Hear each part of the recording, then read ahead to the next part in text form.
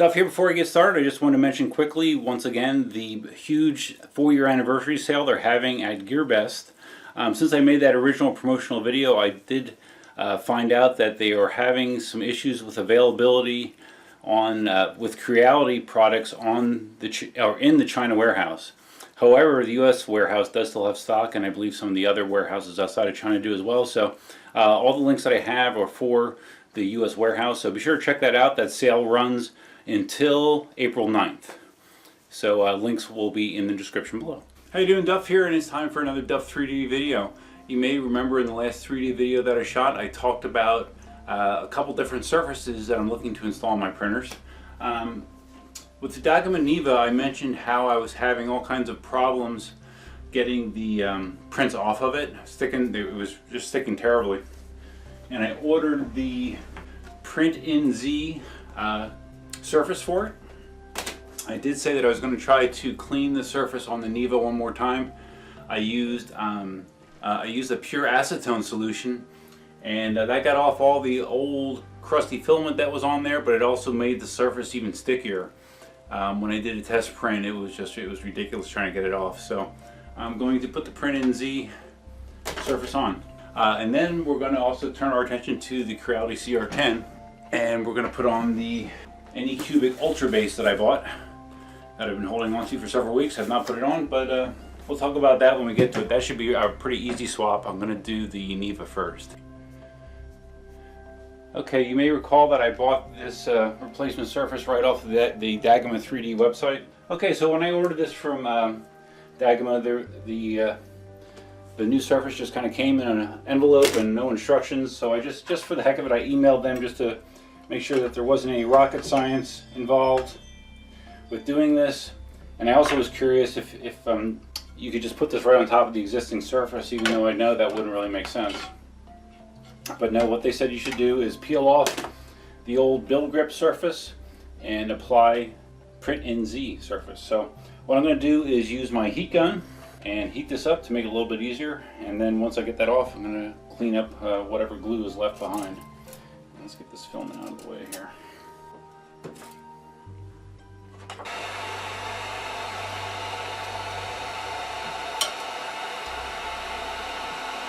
I'm just using my spatulas that I use to take off prints normally. Oh no. I accidentally hit the power button.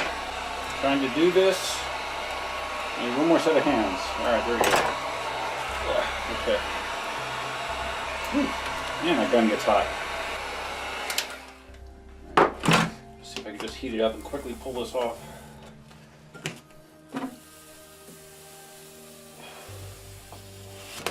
Okay, nice. Adios built-in build grip surface. So as you can see here, the surface that's left behind is nice and clean.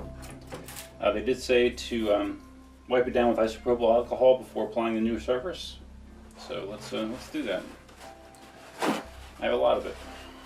I was afraid it was going to be like a big sticky, gluey mess, but this is actually really not bad at all. But I think it is definitely helpful if you heat up the surface ahead of time. If you don't have a heat gun, use a hair dryer or something like that. I think that's all you really need. Pretty good. Stay out of the way. All right, have the surface clean. All right, so let's just lay this down one more time. Doesn't really matter. There's not like a top or a bottom on this. You just lay it on. So I'm going to peel off the 3M backing. All right, and I'm going to do my best to line this up accurately. I'm using the front edge as my alignment tool. And of course that wasn't so good. It's hanging over a fraction of an inch on that side. And it feels really stuck on already. All right, I'm just gonna let it go because it really should not matter when it comes to printing. So what we're going to do with this. So yeah, if you use more care than I did, I probably should have lined this edge and made sure that this edge was as flush as well. I was just concentrating on this edge, unfortunately. So Note to self, make sure to check 2 of the 3 edges when laying it down if you're doing this at home. Okay, so I have a print file on the SD card that's in the Neva, so I'm just going to fire it off and let it print and see how it is in the new Surface. Not doing any additional prep.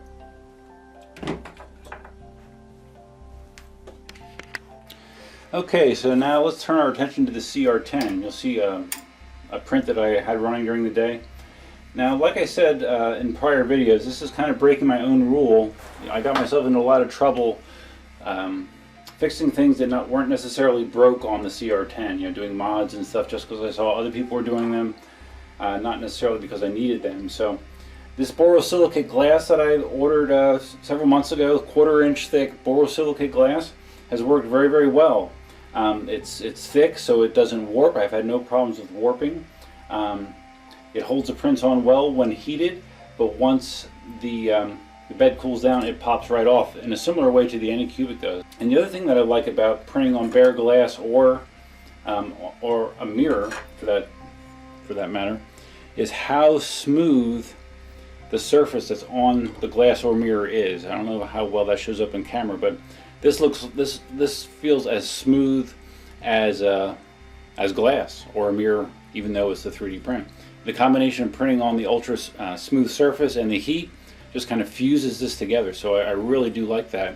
And one thing I did notice about the AnyCubic i3 Mega Surface, the Ultrabase, although it adheres awesome and I love it, it does not get your bottom surface this smooth and this shiny, so that is a trade-off.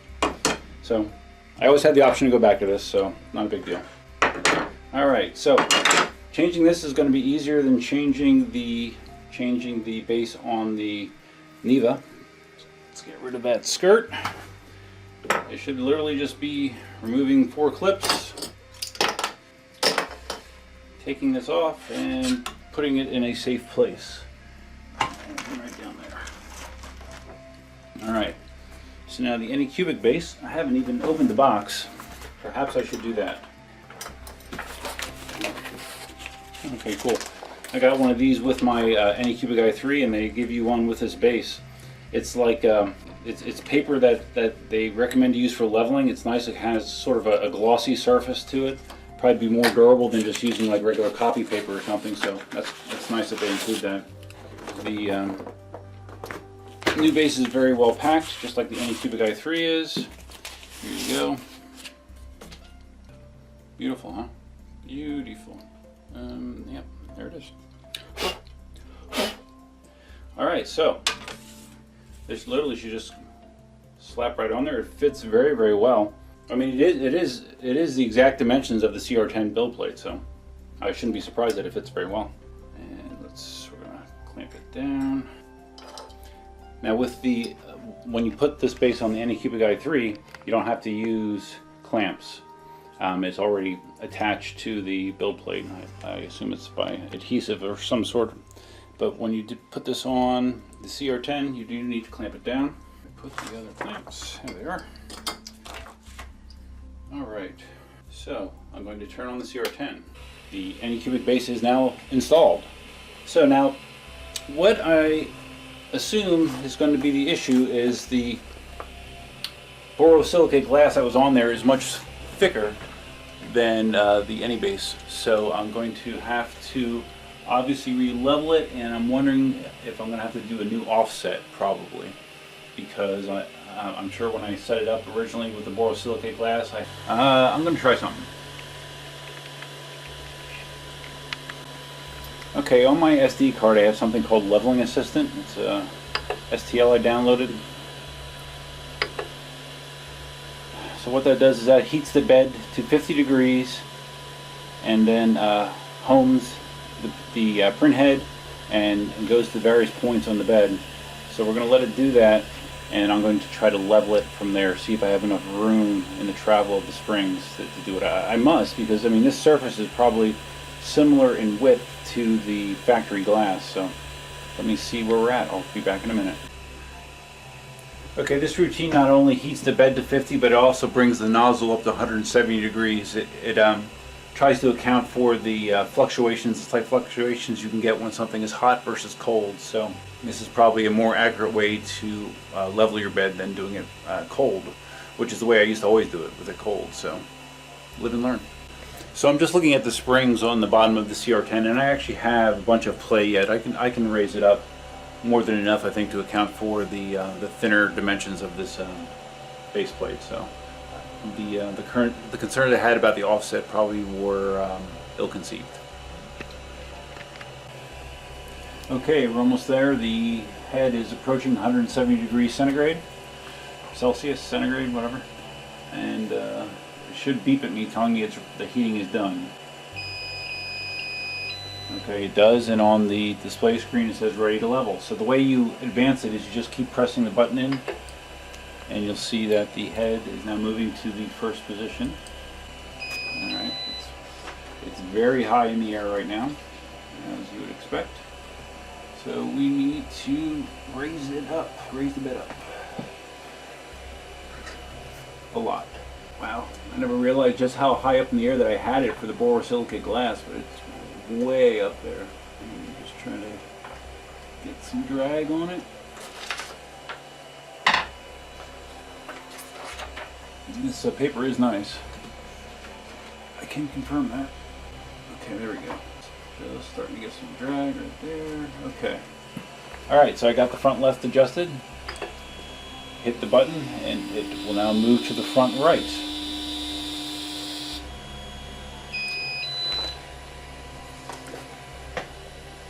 Alright, so we're gonna rinse and repeat here.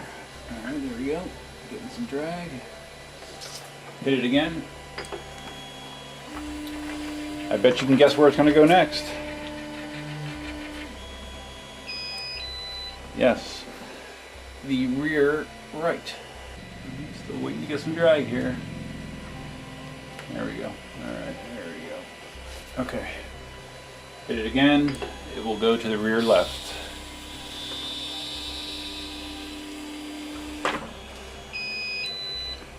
Okay, there we go. Got some drag. Alright, so you hit it again and you might think that it's going to go to the center. Nope. It actually comes back front. It has you go through all points multiple times. Can't remember if it's twice or 3 times. Yeah, and it's good that it did, because it actually the level felt different after doing the other corner. So, alright, so I got the front left.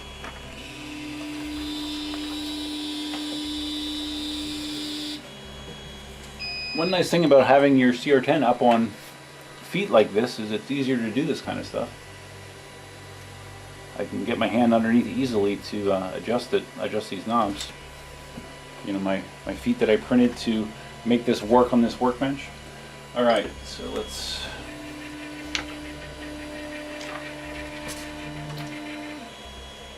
see how we're doing back there. Alright, feels a little tight. It's better.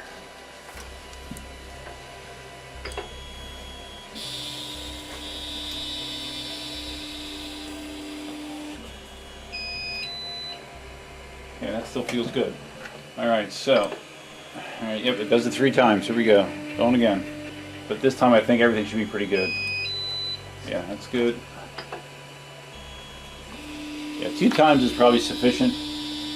I don't think I've ever had to make an adjustment on the third pass. So you don't have to even do, you can just keep hitting the button just to advance to the next stage, because the final adjustment is middle. It goes dead center, so.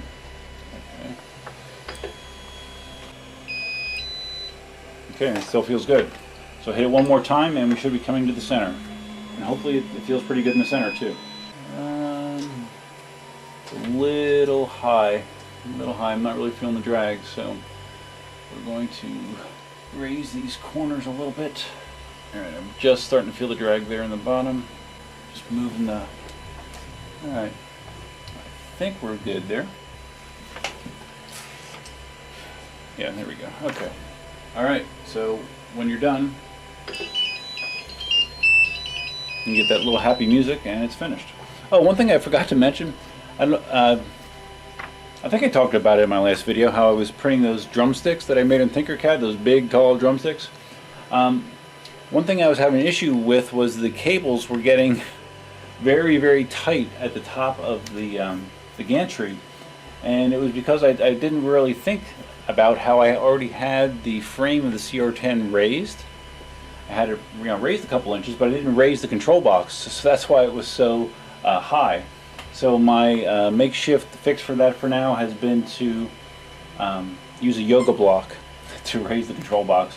I'm going to look, I'm sure there's some base or something that I can print to raise the control box and make it not look so lame, but that was my immediate fix for it. So anyways, my surface is on, so of course the first thing I want to do is try to do a print. Alright, let's see, I should get this in focus. There you go. Alright, so to do this test, what I'm going to do to see how this bed works initially is I have another file on my SD card, and I think it's called first layer test or something like that. There we go, first layer test. So we're going to print that. And what that does is just prints like a, I think it's a hexagon, like a one layer hexagon that takes up a good portion of the build plate. And you see how that looks. It's a good way to get a bearing on how your level is on your bed. So that's what we're doing. Okay, and for this test, the bed's gonna be at 60 degrees, and the nozzle, I believe, will go to 210. I really hope this works. I mean, I love this surface on my AnyCubic i3, so I'm hoping I have different results from Uncle Jessy. I mentioned before that Uncle Jessy got this exact same base for his CR-10 because he loved it so much on his AnyCubic i3 Mega, and he had issues with adhesion, like to get it to work. I think he said he had to get his bed up to 70 degrees, and he just couldn't get it to stick. So I'm hoping that it's something isolated to him and not to me. We will find out very shortly. Okay, so far doing the outline here, it is sticking. My flow, it was a little light at first because I just didn't have good flow going through the nozzle, but so far so good. So I need to check back in when this thing is done.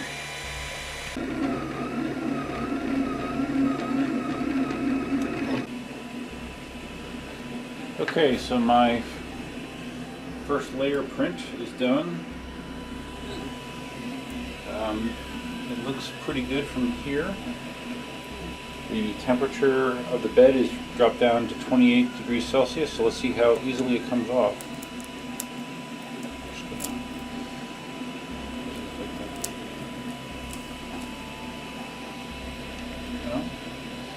No tool, just whoosh. It came off pretty darn easy. Looks good down there, everything looks even. So that performed very much the same as what I'm used to on the AnyCubic i3 Mega, so that's kind of awesome. That's what I was hoping for. Yeah, that looks really good. That's a good first layer. So I must have the bed pretty level, and looks very even, and no problems with adhesion while it was printing, and came off super easy once it was cooled. So that's what you're looking for. I'll do some more extensive prints, bigger stuff, and see if I have any issues with adhesion like Uncle Jessy talked about, but hopefully I do not. You can hear in the background the Neva is printing away. So that's a relatively small print, so we're going to let that finish and see what it's like to remove that from that new Print in Z surface. Okay, so my print on the Neva is complete, so let's see how easy or difficult it is to remove it from the Print in Z surface. The adhesion is obviously good.